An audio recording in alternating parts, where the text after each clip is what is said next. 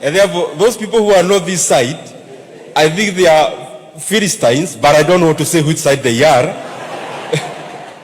I also don't want to say that the preacher could be seated on that side also.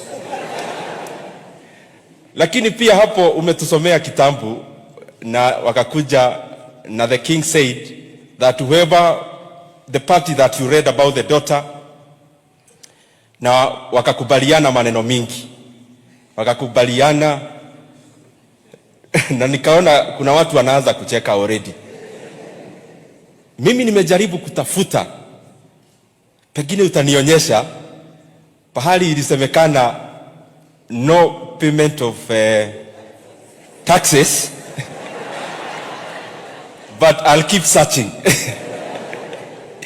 So I really want to thank you very much for that great sermon. Mimi yangu ni machache. You know, His Excellency the President, you are my friend.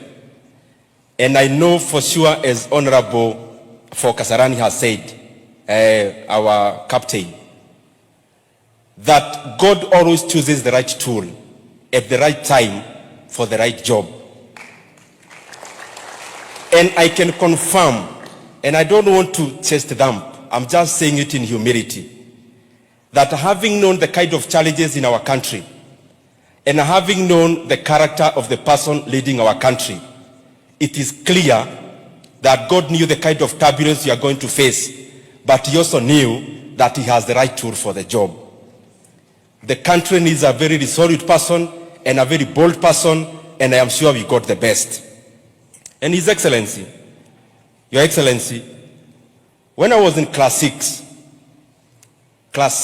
in primary school, I have an uncle who is still there even now, who was doing some businesses here in Nairobi. And he used to visit us in Muranga in a yellow KUI, a vehicle, the only vehicle any of my uncle had, KUI 216. And when I was in class 6, because my uncle was this well-built people, and of course with the public opinion, and that time when we were in class 6, you know that the pinnacle of making it, number one, is of course to have a vehicle, and if possible, a public opinion. So, mimi nikaita baraza kwetu nyumbani. And I told my mother and my father, this familia yetu, yule mtu ambaye na I look up to is my uncle, because he has a vehicle. Na mimi nikisoma historia ya my uncle, hajasoma sana. So mimi nikaambia my mother and my father, since I want to be rich, and my uncle is rich, and my uncle didn't go to school, mimi wacha nianze biashara saa hii, kwa sababu naona sio masomo peke yake. And I started, by the way, a kiosk. My father was understanding. I started a kiosk, my first kiosk, in class 6. Unfortunately, by the time I was reaching class 7, a boy who was becoming number 2 was depreciating. So my father, of course, told me to ward up the shop, and that was the first comma of doing business. So my father realized I had an ambition. Na kuna ile kitu ilikuwa inanifurahisha ya kuwa na duka. But he also realized that he had a divine responsibility to raise up a son. And therefore, whatever was fashionable to me then, whatever was good to me then, my father had to make it become a postponement.